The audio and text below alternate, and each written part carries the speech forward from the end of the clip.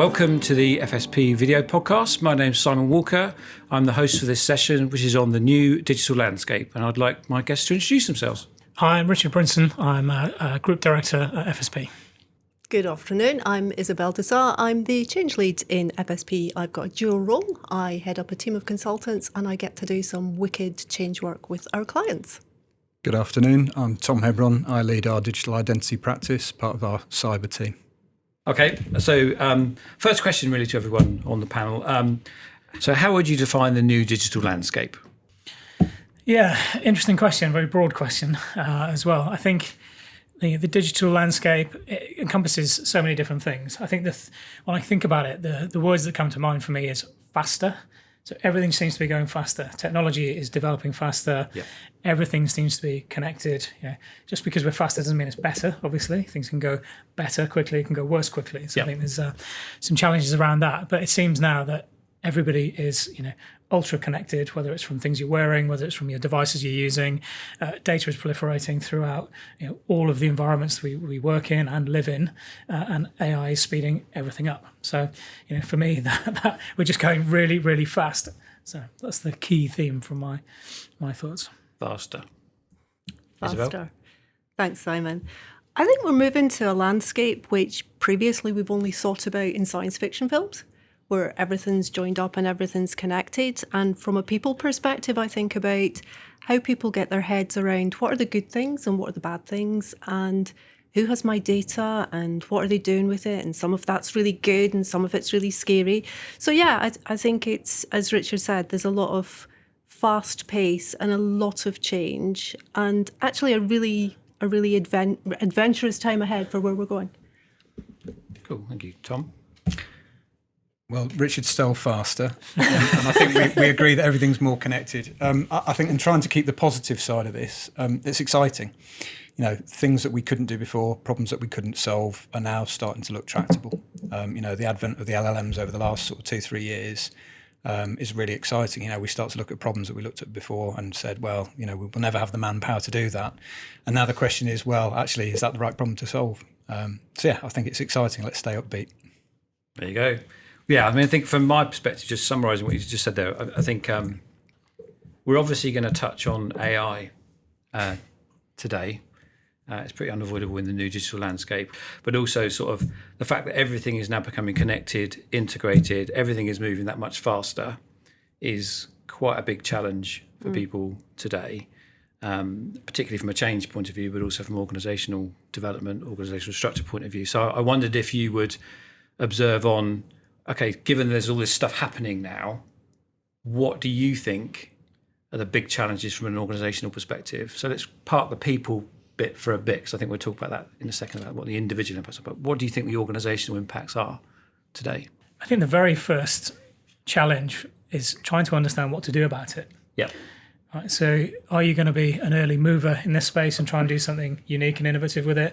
Are you going to sit by and see what everyone else does and catch up when you feel you can? Is that even an option? Yeah. Right, because if you sit by and do nothing, will you be too far behind the game before you do? So I think for me, it's really the challenges around understanding what the possibilities are, understanding what could potentially be done, but then building the knowledge within the organisation to be able to exploit it. Yeah. And doing that, if it's a commercial organisation, doing that before your competition do, rather than after they do it. That for me is the biggest challenge. What do you do and when do you do it? That's a good shout, yeah. Tom, Isabel? Yeah, just to echo what Richard said there, I think understanding the competitive advantage it might bring you, but understanding the art of the possible, because I think the art of the possible is really difficult in traditional organisations where there might be a bit of a resistance to move into this brave new world. And actually, once everybody's moved to this next set of AI, then it's the next step and the next step. So how do you keep pace with that? And that's not for every organisation. It depends very much on the sector that organisations are in. And then thinking about how do I bring my organisational skills along with that? How do you make sure that people are not left behind? So without getting into the individual skills gaps, but thinking about how do I make sure that my people are brought along with me on the journey and not all left behind, I think is really important for organisations. Definitely. Tom? Yeah, I think that last point, the ability to consume change, everything's going faster, but, not everyone can consume it at the same pace, and it's stressful. The modern world is more anxious than ever, we're told. A lot of that is down to things like technology, social media, doom scrolling, dopamine farming. Helping people to consume the change. Yeah. And I think that there's a related point there around organisations and adopting this technology and so on. It's doing it in an ethical way, not just the how many glasses of water you consume for a search query, but what are you doing with the data that you hold on your customers or your staff? Yeah. How are you using it? Yeah, it's quite. I mean, I think everyone trying to figure out exactly what they need to do next is a massive challenge. Most of the customers we're talking to at the moment are like, there's all this open opportunity out there, and I'm not really sure what the first step is, how fast I should be running, should I be trying to lead, or should I be sitting back and waiting to follow? They're a really big challenge for people today, especially for boards that are trying to understand, okay, I'm supposed to understand this stuff, I'm supposed to set in the organisational direction, but I don't even know what an LLM is, for example. Yeah, it's quite an I interesting think there's challenge. some real challenges for seniors in the organisation to understand the art of the possible and where they could go. There were a lovely couple of examples in the papers at the weekend about AI, and it was a difference between good and evil. So on the one hand, one telecoms company has invented an AI bot called Daisy. And Daisy is a 75, 80-year-old individual, and they've populated Daisy's details across the internet. And now when scammers phone Daisy, Daisy has a lovely conversation with them. Oh, good afternoon, dear. Oh, you want me to press which button? Oh, I pressed the wrong button. So she keeps the scammers on the call for as long as she possibly can. And then at the other end of the spectrum, they reported on a lady who had been on a dating app and had been taken in by an individual that had been generated by AI, down to voice messages and all sorts, which had scammed her out of £20,000. And when you're looking at the sort of almost spectrums of good and evil and what this technology can do, how does an organisation find its way through that maze to the right place for them? I actually do think that if you're going to do anything, and I've said this to a few customers as well, if you're going to do nothing at all, the bare minimum, the minimum you should do is start to understand the ethics of not just AI, actually the ethics of technology. I think is quite important to understand, but how you're going to use it, what does that mean inside your organisation? And there are some really big questions that I genuinely don't know the answer to yet, but it's like, okay, so if you could make half your workforce redundant tomorrow with the application of technology, is that the right thing to do? Is that the way the world is going to go? Is that going to end up being the worst decision of your life because somebody goes, you as a business got rid of half your workforce, this organisation over here didn't get rid of half their workforce, I'm going to place my business with them? Yeah. It's going to be an interesting set of challenges, and I think I'm not sure anyone particularly knows the answers, but I think taking those first steps, and I think quite a valuable approach would be to sort of look at the ethics of it and just say, what is our stance going to be towards the ethics of, and again, I'm not just saying AI here, I'm saying the ethics of the new pace that we can operate at, where we can do things we couldn't do before and connect things together in a way that we couldn't connect them before. That's a really interesting challenge for people, I think. Yeah, I think to some extent that will naturally work its way out. Yeah. So we've seen massive productivity increases through various factors and evolutions, through our time, and it hasn't led to people. Well, it might have made initially to some people being made redundant or less jobs, but they've soon found other ways for gainful employment. So just because the JCB came along didn't mean that company stopped only dug the same amount of holes. They dug a lot more holes with the kit they had, and then other people went to find other gainful work. So as part of the overall evolution of society and civilization, I suppose we will keep having these plateaus and then evolutions again and again. And I think we recover pretty well from it from a keeping people employed point of view. Yeah, and I think perhaps the pace then becomes the biggest challenge, which is that 2 years ago no one knew what an LLM was, or it wasn't regarded as that important, and now it is. And people don't really even understand what they're capable of yet, but they're still deploying them inside their businesses all over the place. Yeah. So I think it's quite an interesting challenge for people. And just briefly touching on, again, if we keep the subject broad, we'll touch a little bit more in detail on AI in a second, but in terms of the broad kind of ability to move faster, be hyper-connected, have processes automated that you could never even think of before and that sort of stuff. There is an impact on the individual here. And I'll start actually by saying there's a story. So I was doing some work with a customer probably about 2 years ago now, and we were talking about one of their processes, and it was this process that took them 4 days. It was a finance department, And then this process took them 4 days to do it. And they was explaining it. And I just thought, why do you do it like that? Why don't you just do it like this? So, which took it from 4 days down to 2 hours. So I suggested this to them, and they all did like a bit of a head slap moment, going, oh, God, that's so obvious, we should do that. And then they had a little discussion, and they went, we quite like that job, though, because we can think about what we're going to have for dinner in the evening for a few days and that sort of stuff. And you're translating from an easy job into a really focused 2 hours. And they were actually quite anti the whole idea of it. And so I think, again, when we talk about people's productivity, when we're going to make people super productive, it's like, okay, one of my concerns is how productive can you genuinely be? Can you do 8 hours of absolutely nailed on, full on focus all day, every day? Or is it important to have some of those jobs that just let you take a bit of a step back, take a bit of a breather? It's quite an interesting challenge. So I'm interested in like how you see the personal impact of this sort of new technology is bringing in. I'll probably start with you, Isabel, because obviously you deal mostly with people and you can talk to people. I think we see a lot of these technologies, we're really at the start of the journey. So people don't know where this is going and what it means for them. And of course, we've got the early adopters. And in some clients, we're seeing Copilot rollout, and we're seeing a lot of early adopters, and we're seeing great enthusiasm with those early adopters. But they're the people who we might refer to as being keen clickers. Yeah. They like trying new technology. Yeah. Once you get to the rest of the organisation, how do you help them through that?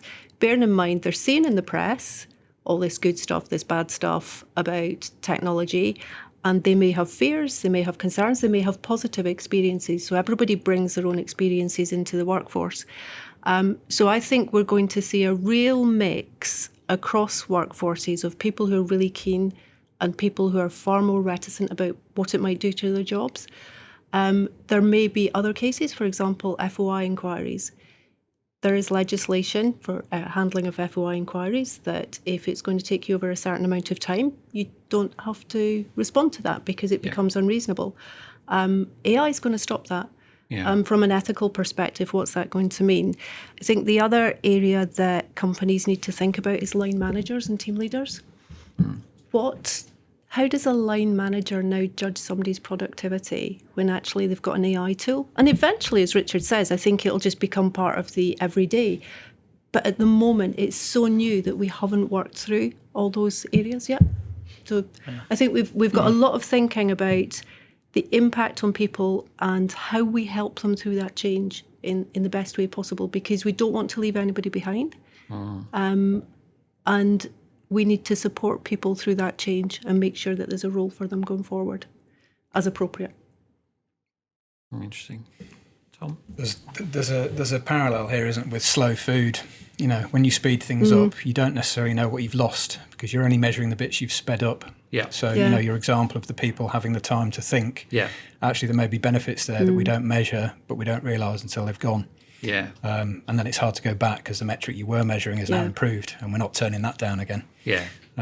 So, yeah, I think, you know, whilst bringing AI in to do things, you know, we talk about the sort of the 1,000 graduates model. You know, you can do things at scale that you couldn't do before because you couldn't have that sort of workforce. But, you know, they do it in a way that's kind of blind, a bit naive, but they can do it at scale. But you don't necessarily, well, you know, you haven't got 1,000 time served, you know, domain experts. So you don't necessarily know what you've lost. I think most of the customers I'm talking to, and certainly the advice I would give is that this isn't here to make people's lives worse. Technology has typically made people's lives better. This has the capacity to redefine what productivity means. And I'd hate that to mean that everyone's sitting there a slave to a automaton and just doing their little human judgment at the end.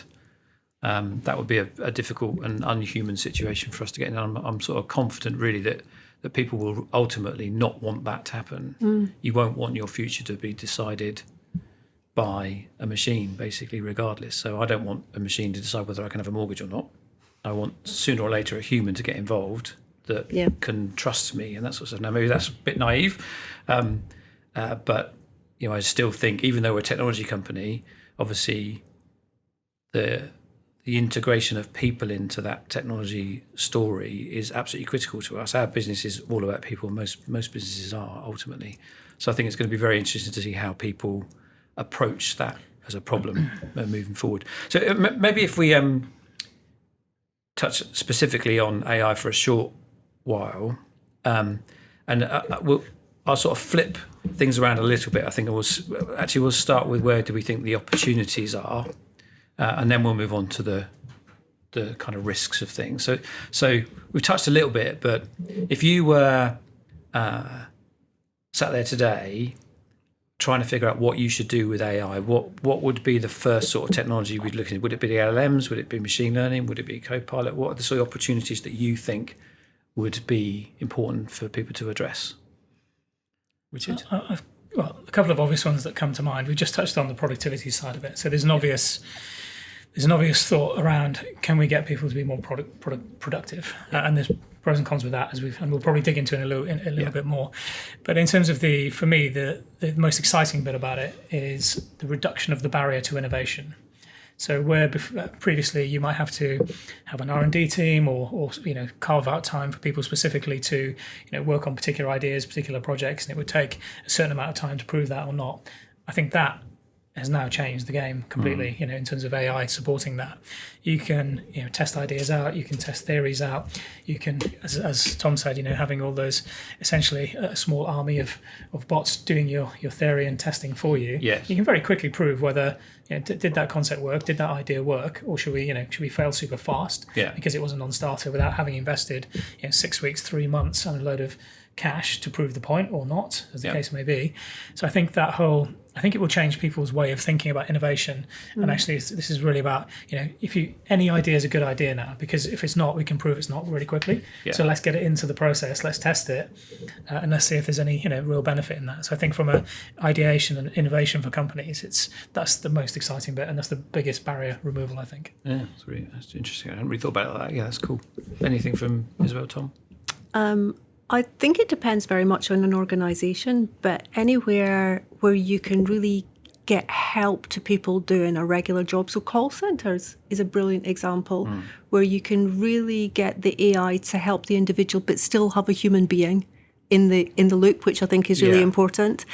Anywhere where a call centre agent or somebody else, a caseworker, is having to trawl through a lot of guidance or rules or regulations, anything there that can support that decision making faster, but you've still got that expert human decision maker at the end. And for me as well, I think we're seeing a lot of benefits in levelling up for people with neurodiverse or other accessibility challenges. And where simple things, well, not potentially simple, but where something like Copilot can really make a difference to those people who've got specific challenges with neurodiverse conditions, I think that's such a wonderful thing. You're helping people to feel like they're not always struggling, they're not always having to do extra to catch up. And that is just such a wonderful technology to use in that respect. So I think it varies according to the customer, really. I know you've seen specific feedback in a customer about that neurodiverse impact, so that's been really interesting to see. Wasn't something that particularly had occurred until we had the feedback. Absolutely. We had a view that it probably would, but the evidence we're seeing back isn't just in the productivity gains. There's definitely evidence of productivity gains that people can get their jobs done significantly faster. But what was especially pleasing to see is that people's anxiety levels and their stress levels reduce. People's confidence levels increase. And on a long-term basis, that has to be better for the individual and the organisation. Because if you want to cashable benefit that's less stress, that's less anxiety, that's less time off work. So actually, it's a win-win all round. It's really good. Interesting. Yeah, I think that getting started, the blank page, that's a really great use that people already, have been for the last couple of years, right? It's the I don't know what I need, but I know how to edit something that's wrong, and that doesn't matter if it's hallucinated and got all the details wrong. I've now got something I can work with rather than the blank page staring at me, which is great. I think, one that we've sort of touched around is sort of personalisation, being able to do this at scale. I think, lots of the things we lost with industrialisation of, mass production, fast fashion and so on, means we all have to get put in a bucket and then they produce the service or the goods for the bucket. But, with the sort of advent of mass personalisation, AI and sort of, robotics in manufacturing and 3D printing and so on, finally might actually get some clothes that fit properly, which would be great. There's always a hope, isn't there? I wish for that. Rather than paying for sort of tailoring. But, I think this applies to lots of things. Sometimes that illusion of choice, choosing the fit and fitting of your car and so on is kind of actually, it's, do you really need that sort of customization? But in some areas, it really does make a difference. So I think, in sort of adaptive learning technologies, definitely, that's going to be really interesting to see how that impacts schools and so on. My wife used to work in the higher education sector, and I think seeing how that's impacted assessments, just can't do it anymore. No. They're having to rethink the whole model. Yeah. I think that's been coming for a while, but this has really accelerated it. I'm loving the sort of hyper-personalisation. I'm just imagining high street retailers with a bot that says, Isabel, just stand in front of a camera, give us your measurements, and we'll send you something tailor-made. I'm just thinking that's wonderful. They were doing this with like the Xbox 3D cameras 10, 15 years ago, where, I think there were lots of startups that did this in changing rooms, would take your measurements, send it in, and then basically send you the closest fitting mass-produced item rather than personalised tailoring. But I think the US Army spent billions of dollars on trying to build uniforms that fit, so they don't rub and they fit properly. There's a real benefit there. That sort of robotic tailoring is still some way off. It terrifies me, the idea of like AI looking at you and measuring you up. It's been like disappointing. Doing your colours for you as well, Simon. Exactly. No, you can't have another. Quite nice. Another one of those. In terms of that hyper-personalisation, again, I'll try and sort of fill us in with examples that customers are thinking about. So I do a lot of work, some of you know, with housing associations. And one of their things is about how do you personalise your service to a tenant, right? So been talking to one of them about how do you do that on a call centre and having access to information. And so the initial point is like, okay, I'll ring up and I say, can I keep a parrot as a tenant, right? And so actually those sorts of questions they're thinking could be answered by AI, right? So can I keep a parrot? Yes. Can I keep a tiger in my backyard? No. Here's the policy that tells you can't, right? But then there's the more personal things about what problems. I've got problems with my neighbour and those sorts of things. But what's interesting is where we're starting to see this, it brings back in the hyperconnectivity of bringing in telemetry from people's properties and that sort of stuff. So if somebody rings up and the profile of their electricity has changed, for example, so you now know they're using a lot less electricity than you do. You can infer quite quickly that means they're not putting the heating on, which means you can infer potentially they're having financial problems, and you can connect those things up to a call centre agent and say this person might be having trouble, and you might want to offer some help. Yeah. The interesting thing when you have those discussions is should you do that? So where is the line between helping and privacy? Where is the line between something you're trying to do that's better but actually intrusion? Yeah. It's a really interesting set of questions there that I don't know, again, until people start to do it for real, they're not going to know the answers to some of those things, but the capability is already there. You can already do that. In fact, some organisations are doing that, like picking up on stuff. They actually have an obligation anyway. If you walk in as a housing association, if you walk into someone's home and you see something wrong, you do really have an obligation to report it and say there's something not right here. And it can be as simple as one story I was talking to one guy about, gone in to do something, and the whole time the hairdryer was running. And so they asked the tenant, and the tenant was like, that's my heating.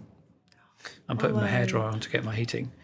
It's like, aside from the fact it's probably costing them 4 or 5 times as much as they needed to, it's like that, housing associations in particular need to be aware of that. And I think some of this technology could really close the loop on that. Whether it's the right thing to do, I don't know. So maybe back to good and evil, because if you use that for the power of good, you can really help people. But then when everything's hyper-connected, and I think, Richard, we've mentioned before, data's going always, there's the good parts of that.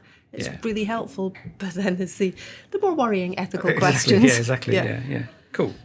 All right, well, that sort of leads us nicely on into, okay, so what do we see the potential risks are of AI? Then let's talk encourage our negative side a little bit. What do we see the risks are around AI? So I'm happy to start on that one, given my background in cyber. So I think there's a bunch. Right? We probably won't have time to discuss them all, thankfully.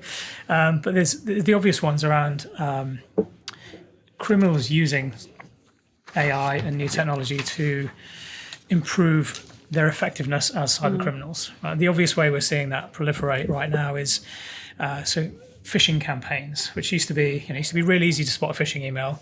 It used to be some prince in some African country that wanted to give part with millions of pounds. Yeah. And you just had to do some simple transactions. I never got that money. No, neither did I.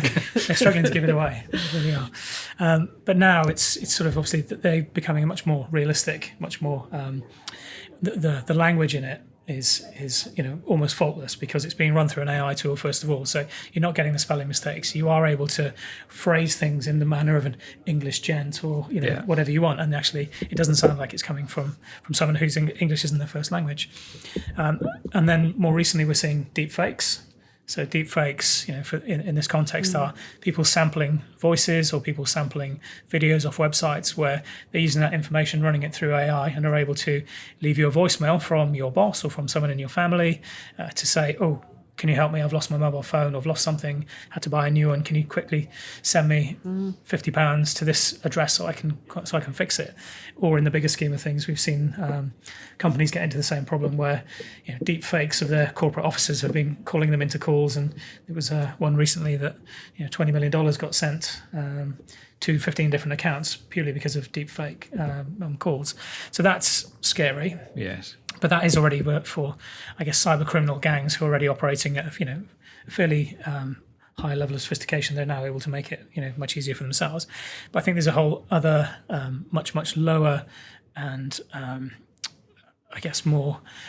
There's a much larger pool of what we used to call script kiddies. Yeah. Right? So these are the sort of 15-year-olds in the bedroom who are just trying to learn this sort of thing. They can become relatively sophisticated relatively quickly because now you no longer need to do all that background learning on how to code, how to understand networks, how to do all these sort of things. And you can use tooling to be able to get there very, very quickly. So I think the barrier to entry for becoming a criminal is very, very low. Yeah. And that's actually something that's really important because you hope those barriers are quite big to cross that threshold from being someone exploring to being a criminal. If that's a very, very thin line, then that can take people down the wrong path very, very quickly. Yeah. So that's for me one of the big considerations. Yeah. It's really interesting actually. And Isabel, what would you see the risks are? Well, Richard's just put the fear of death on me because it feels like science fiction just came home to roost, and I'm going to go and live in the Outer Hebrides and not be connected at all. That's a good approach. Yeah, I think it may be the way ahead. I think there are risks around ethics, as we've touched on. I think there are risks around ethics about who gets AI, who doesn't get AI. Because if AI is seen to be a benefit, then it's a risk to an organisation from an equality and parity perspective. I think there's a risk if there's a particular culture in an organisation where people are scared to admit things, and therefore they may do something wrong, but actually they're frightened to say because they think they're going to get into bother, rather than, hey, we need a culture here where if you've got something wrong, shout out quickly. Yeah. I think there are risks around transparency and how large language models work. And what data have they been trained on? So when they come up with a decision, what's that based on?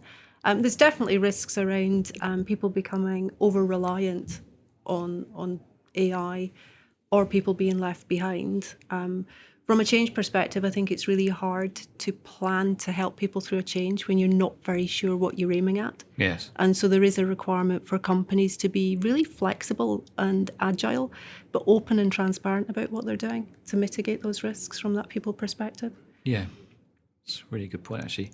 I think that transparency piece, even around the models today, is a really interesting point. And again, you sort of talk to people and say, do you care what language model you use? And they say no. And then you go, okay, but what if it was a model that was written in China versus the US? Do you trust one more than the other? And inevitably go, well, actually, I'd probably trust the US one more. And it's like, well, okay, so, but how can you tell where those biases are pre-programmed? A lot of them unintentional. Yeah, and I think as well, the interesting thing for me has always been emergent behaviour, which has been discovered by the community. So a new language model comes out and everyone says that new language model can do this. And everyone's going, oh, I didn't know it could do that. It's a really interesting... It's a very different dynamic. World. It's a very, very different dynamic. And as a change professional, I'm thinking about, well, actually, how do you build a community in any organisation who can really try it out and see how it works? But you have experts in there as well. So you have the Richards alongside and the Toms alongside to say, by the way, just be a bit cautious, people, as the keen clickers really get going with it. Yeah, very interesting. Tom? Yeah, I mean the hallucination is a big challenge, isn't it? Yeah. That's all they do, right? They hallucinate everything. Yeah. Some of it's useful. Yeah. And that again requires the expert to read it and go, okay, that's right, that's useful. You reformatted the email just how I wanted it, the tone of voice, but you didn't add something in which I pick up if I'm a domain expert that's wrong.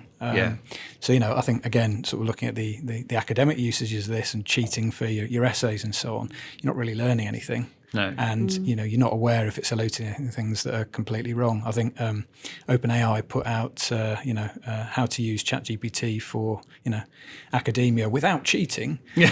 And I think this was a couple of weeks ago. And the 12 points that they put, things like using it for formatting your references. Actually there are better tools out there for doing that. Because it will hallucinate them, or even a couple of details that makes it wrong. So we have to make sure that we're using these tools in an effective way and not sort of falling prey to the hallucinations. But then, we've seen some huge successes with these tools, right? So I think Denis Hassabis just got a Nobel Prize, didn't he, for deep folding. So finding new proteins that have medical uses. So I think, whilst you can be cynical about these things, they are definitely, they are doing some really useful things. So I think, and a lot of the improvements, I think, over the last year or so has been that kind of chaining of them together to say, here's a, something I've hallucinated, and here's something else with some grounding in, hard-won facts that says, actually, what if that is accurate and true, and what should go through the filter. Definitely a lot of new technologies occurring that are trying to, like chain of thought type stuff, trying to sort of validate what's happening and put some reasoning in things. I think it's quite interesting. And, my view on the risks is sort of to Isabel's point, really, we can be good or we can be evil, right? So, and we can choose what we want to do. And there will be people who are, trying to use it for purposes that you'd rather not use them for, but there will be people trying to do good with it. I think in terms of trends, it's interesting to see. I use LLMs a lot, partly for amusement and partly to help me with work. But the level of hallucination in them is quite interesting sometimes, how they are so keen to answer a question. And I found one of the prompts you can put is it's okay to say you don't know the answer. And then if you tell it that, then it's more likely to say, I don't know the answer, rather than make one up. And so it's quite interesting to see that. And even on the latest voice models, they hallucinate the answer. So if you ask, I noticed it's interesting with GPT, where if you get it to run a little quiz for you and ask you a question, if you mumble the answer, it goes, yes, that's correct. Because it wants you to have the right answer. It's a really interesting set of behaviours. And again, I wonder how many of those things are known when the model gets released, as opposed to when we write a piece of code and we know that it's going to do these three things and it's not going to do anything else. With these new models, no one really knows. Right? So it's a very interesting, and I think that's both an opportunity and a risk, to be honest. Yeah, I think as well, when we think about people joining an organisation, I've read something recently. So in the good old days, not that long ago, new people joining an organisation would go through a bit of a rite of passage. So you'd go to all the meetings, you'd do a lot of the data crunching, you might write meeting notes and actions, not because you were particularly good at it, but it actually gave you a learning of what the organisation did. You crunched numbers, you learned what the organisation did.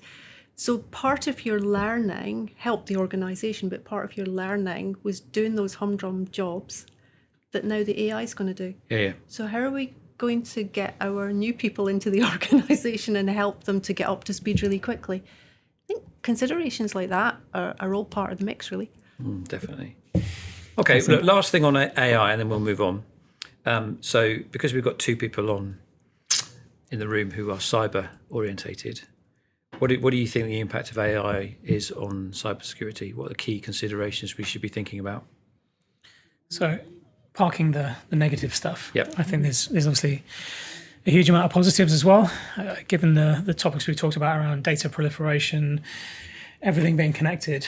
There is just way more information than any security team can handle on their own. So without the use of machine learning or artificial intelligence or ways to aggregate data and make more sense of it, we've just got way too much data to be able to do anything useful with.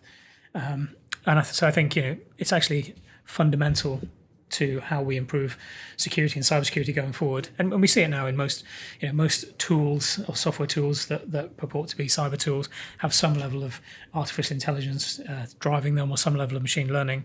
But without that, we'd never be able to keep up. So I think that's the first thing to say is it is already being used for good. Yes. And it's being used to keep us safe and keep our corporations safe. Yeah. That's the very first thing. Tom. Yeah, I mean, I think, well, sort of the converse of the risks, and Richard mentioned this, the phishing emails getting more effective.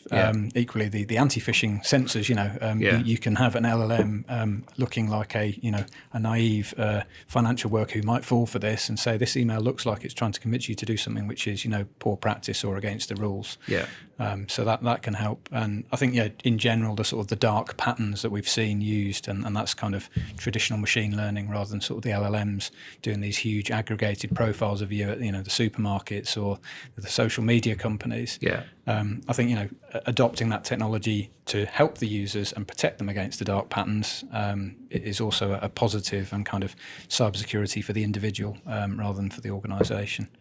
Yeah. And then thinking about automating the response of that. So Yeah. Up until we've always had some level of automated response, but I think it's becoming more prevalent now where we're trusting the AI or whatever tools it is we're using a bit more to make initial decisions on our behalf. Yeah. Even if they don't always get them right, some of the pros outweigh the cons. So if they get 90% of those decisions to, let's just say, revoke somebody's access, one time out of 10 you're going to get somebody annoyed. Yeah. But quite a few times out of 10 you're going to actually stop something real. Yeah. So the more sort of experience we have with them, how they build up and how they get more effective, that's going to really improve how we respond to cyber threats as well.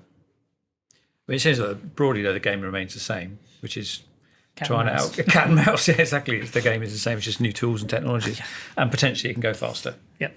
So it's quite interesting. Okay, so should we talk a little bit about the ability now for us to connect data systems? We've obviously got a proliferation of IoT type capabilities now, where telemetry that you're capturing about what you're doing in a day, or the work that you're doing, or even the stuff you're doing in home life is going to, I think, is going to massively explode, because A, we can capture the data, but B, we can now analyze it a lot easier than we used to be able to with the advent of AI. What do you think with that sort of, we'll call it hyperconnectivity, what do you think the implications are for business of that today? Can we start? Good or bad? Let's start with the good. Okay. I think just being able to make more data-driven decisions, whereas before it may have been very sort of proxy decision based on data you didn't have or you didn't have fast enough. There should now be some science behind it. So I think a nice cyber example is there's definitely been a real shift over the last couple of years to more continuous kind of verification, continuous audit, but actually using data rather than doing point in time, sample audits. Actually collecting the data and doing that real-time monitoring. Yep. Yeah.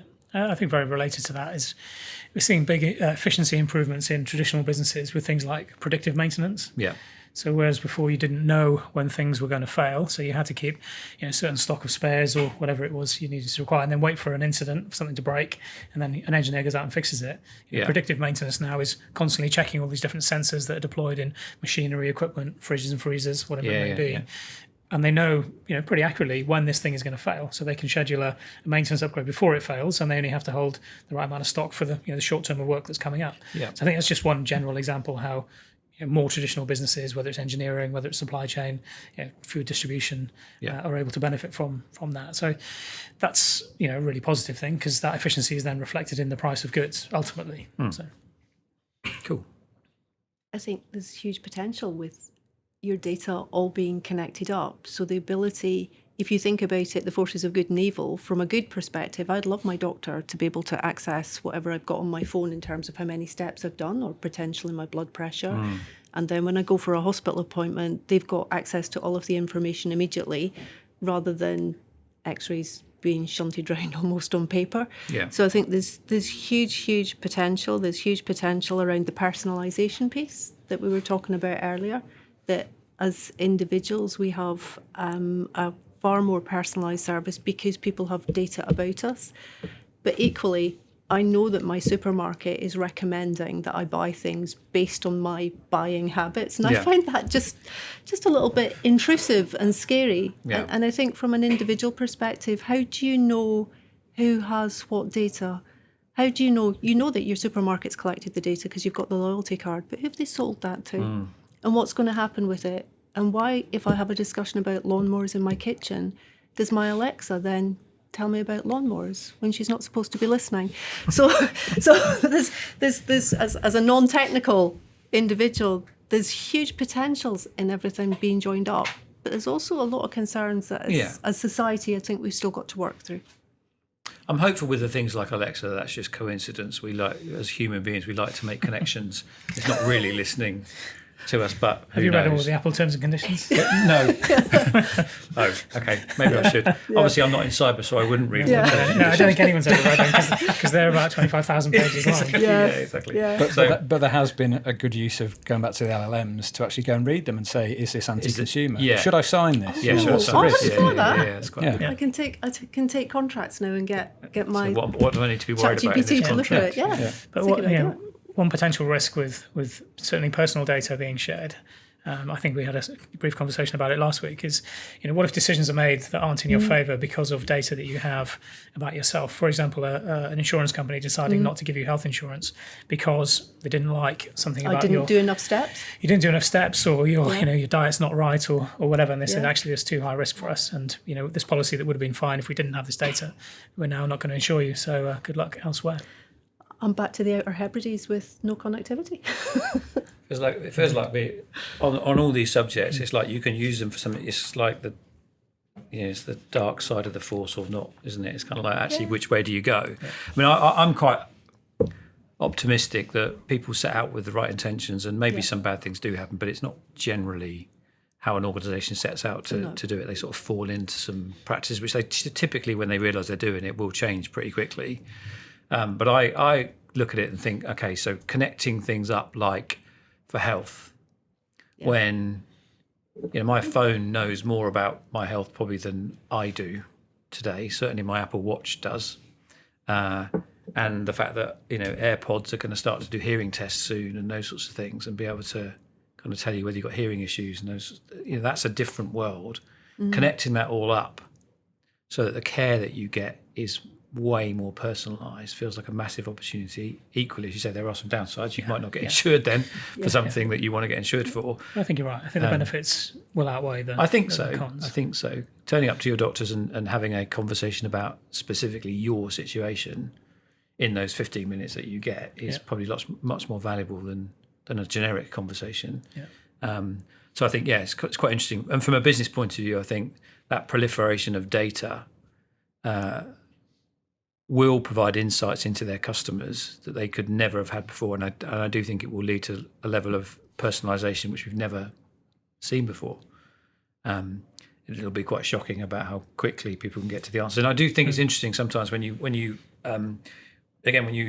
use some of these technologies and you ask it a question or you ask it to make an observation, and it comes back and you think, I didn't even realise that myself. There was something you've just told me about myself, or how I'm acting, or how I'm behaving, or what I'm doing day to day that I didn't realise.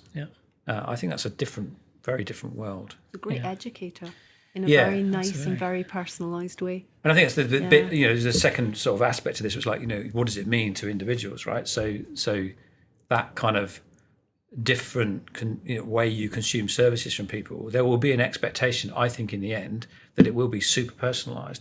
I'm not expecting to phone a call centre in the longer run and not to pick up the phone and say, "Hello, Simon." You should know it's me that's calling, and you should know pretty much why I'm calling, and you should have the answers for me for my circumstances. The amount of data that requires is enormous, and I'll be interested to see some of the short-term things for individuals. I'm quite interested in the phones, basically, because the phones we use for everything now, and I think they might be the catalyst between AI and all this connectedness really coming together. So Apple, for example, and all the other phone vendors are saying, we'll produce AI and connectivity that changes your life because they understand the context that you're in. So once you understand what location you're in, what things you've been doing recently, whether you just got in, whether you're just going out, whether all those things, then when you ask somebody to do something, turn on the lights is, in a context situation, a lot better than just it trying to guess about what you're asking. So turn on the lights and I'm in the bedroom. Yeah.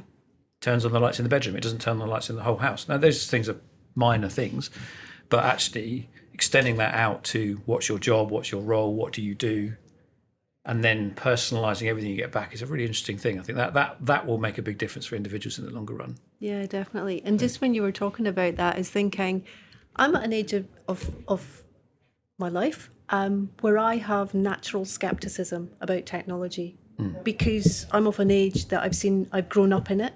Yeah. But for today's young kids who don't understand why this bit of paper won't swipe because they're brought up with a phone, they're going to grow up with a different set of expectations for what technology can do and a different set of fears and expectations. So maybe they will keep pace with the pace of technology change compared to people who are perhaps of an older generation like myself, who's thinking, actually, have we thought this through?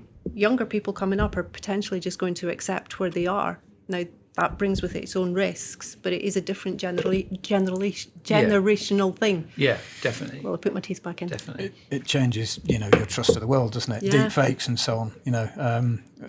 You need that sort of cognitive inoculation against the But do bad you think things that in the younger world that generation can will get exist. that? So I'm interested in, like, okay, so I suppose I would be naturally cautious, but if you grow up in a world where you look at something and you go, that could be real or not real, do you think people will that generation become more aware of it and pick up on the telltale signs, or do you think people will end up going, I don't really care, I'm not bothered whether it's a real person or not the real person? It sort of starts to blur the boundaries, doesn't it? I mean, I think, talking about sort of cognitive development, right? Children have really real imaginary friends. Yeah. And as you grow older, the links in the brain get pruned. Yeah. And you start to learn what's real and what's not real. Yeah.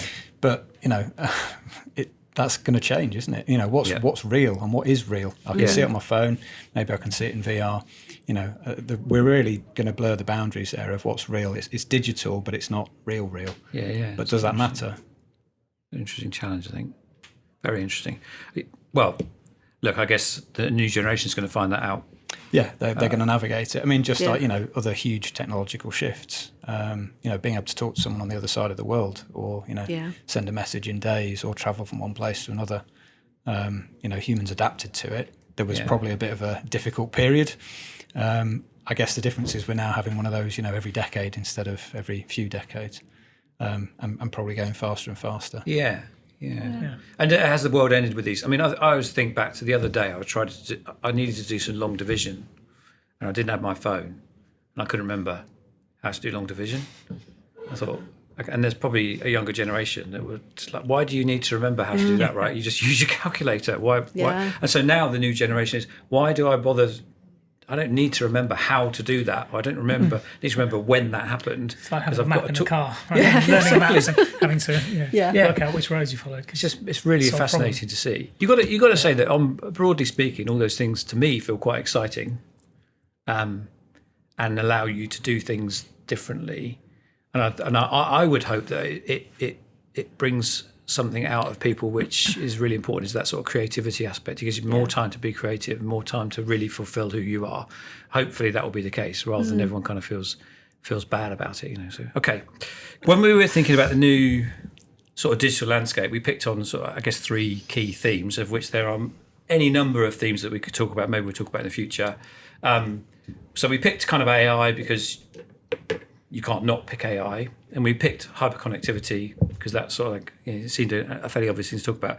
The another sort of key thing that obviously within FSP we're very interested in is kind of sustainability of technology generally. Somebody earlier was pointing out to me, whenever I asked a pointless question like counting from 50 to 0, how many pints of water I was using with ChatGPT to do that. So there is an environmental impact on this stuff, and the expansion of data centers to power all this technology is enormous at the moment, and it's going to become a problem in itself. And I think we've got another podcast which talks about those things, so I don't want to go into too much detail on that. I guess there are a couple of things we can relate to. So with this new technology, we've got around AI and hyperconnectivity. Is there anything that we think that can do to contribute towards sustainability and help us do a better job? Is there anything there that we can talk about? I think potentially, but I think it's potentially down to how companies decide to implement it. So if you think about the point you just made around using AI, using queries, cloud computing, uses a lot of electricity, uses a lot of energy, has carbon footprint. There are better places to do it than others. So we know certain countries use green energy to fuel data centers, others don't. But as a consumer, so I'll come back to the business in a second, but as a consumer, we have very little control over which data centers are used by the apps and the tools that we have. Okay, maybe we could influence those if we were conscious of it, if we knew about it. Yeah. Largely as a consumer, you don't. No. You just assume your app's going to work, query goes off to the cloud somewhere, an answer comes back, or whatever service you get comes back, and we're done with it. I think at a corporate level, we can be more conscious of it, and I think we can have influence how we utilize this technology, and certainly how our customers also utilize it, because we've got some knowledge that consumers generally don't have. Yeah. And that is, how does this stuff work? How is it configured? Where is it located? How much energy does it consume typically? And how is that energy produced? As a simple supply chain. I think getting some of that information into the consumer knowledge base would be very useful, because then we start building up over time pressure from consumers to, for companies to do the right thing. At the moment, there's no, other than cost, there's no real incentivization for companies to... Bit of legislation. Bit of legislation. Yeah, there is a bit of legislation. But I think it's got to start with that knowledge, right? So without the understanding and people's general awareness of the issues and the sustainability impact and the climate change issues that come off the back of the massive increase in carbon footprint of all the big tech companies over the last couple of years, that's got to be where it starts. But I think the ability to actually do something about it is very much driven by the people who are implementing that technology. Yeah. So we've got to keep the pressure up on them to be able to implement it well and choose make the right decisions so that it can be as sustainable as possible. Do you not think though that the very technology we're talking about could be some of the answer to, again, if we think about that hyperconnectivity piece and we understand much more about the circumstances and the context in which you can be so distinct and discrete about what you're doing around usage of energy, because take a domestic example. For example, if something knows my day-to-day sort of movements around the house and when I turn up and that sort of stuff, then it knows I never go into bedroom 2, and so don't heat bedroom 2, and so suddenly we see the ability to target energy in a much more focused way. So I think technology can solve some of those things. But I think it potentially can. I think almost what we're getting onto here is personalised utility supply chain.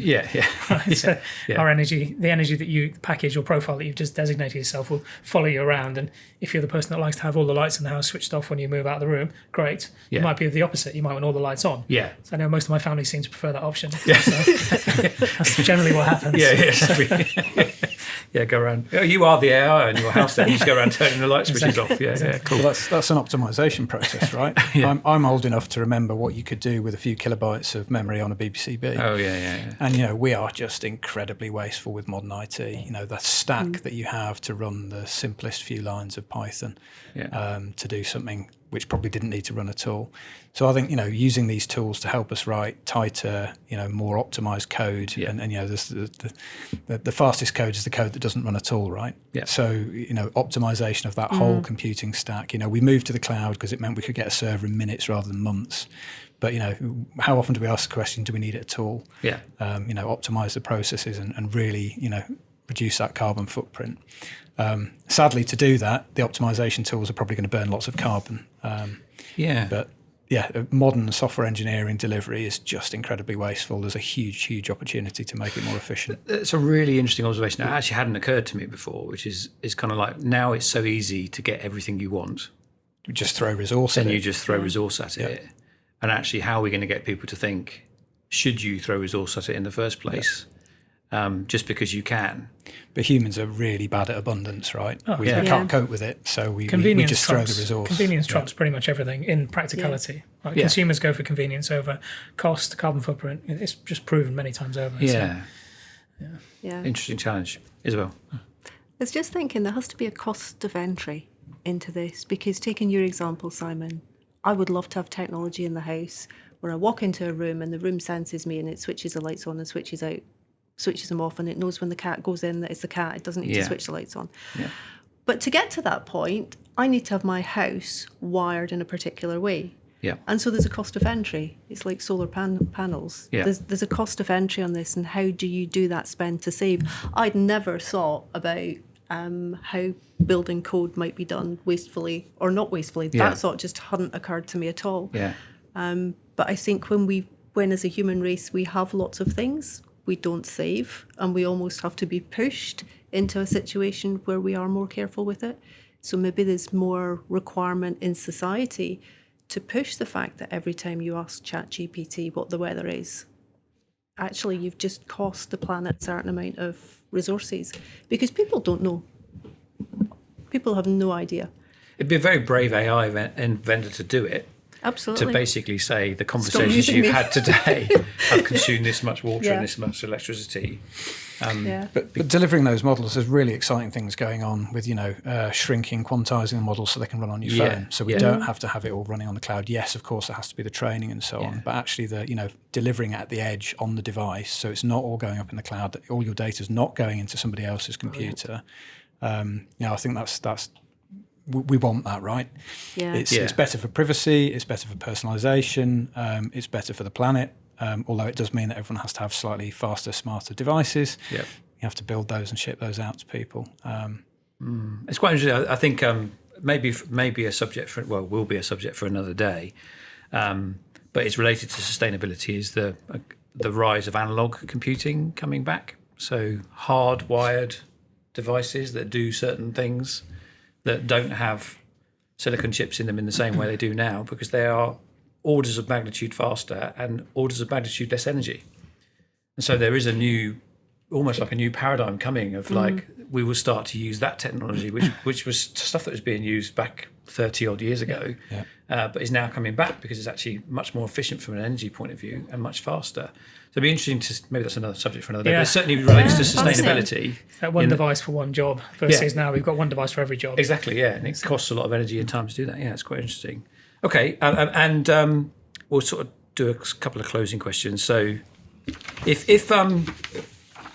you were advising an organisation now, what would you say they should prioritise looking at from day one? I've said mine, which is I think they would look at ethics, so you can't have that one. I've already taken that one away from you. So what would you ask a business to look at first? I think we wrote something about this last summer. I think it was it was more about sort of cyber risk and AI risks and what should the board care about. But really, it comes down to good governance. These are risks that can be quantified, that you can take reasonable actions to resolve, and lots of it comes down to, do you know where your data is and what people are doing with it, or what AI is doing with it? If you've got a reasonable hold on that, as the technology landscape shifts, you adapt to it. If you don't, and it's all in a mess, you're going to struggle. Yeah. Cool. Nice. Good. Have a vision aligned to your business goals, which flexes. Take time to work it out. Be transparent. Focus on culture, on the right culture, and experiment. Experiment and try it out. Fail fast and try again. And then focus on digital skills, because your people are so important that if you don't bring them along with you in your journey, actually you won't be able to make your journey. So make sure that your people have the right skills, whether that's your leadership team, your IT department, who have to understand the art of the possible, or the business. Everybody has to be brought along on that journey. Excellent. That's a really interesting point. Yeah. Okay. Good. Just one point on that. So Yeah. I agree with experiment fast. Trying to innovate.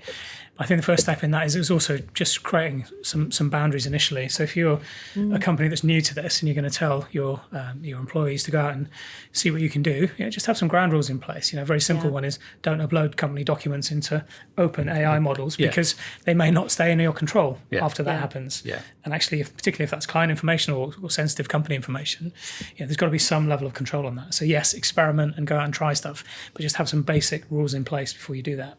That would be my first sort of advice to any company wanting to move forward. Nice. Thanks Thanks very much. very much. So thank you for listening and watching this podcast. Hope you enjoyed it. There was a multitude of subjects we could have spoken about today, so we picked a few. We'll do some more in the future maybe. Watch out for more podcasts from us. They're coming in a series, and so hopefully you'll enjoy them, learn something, and obviously get in touch with us if you've got any questions.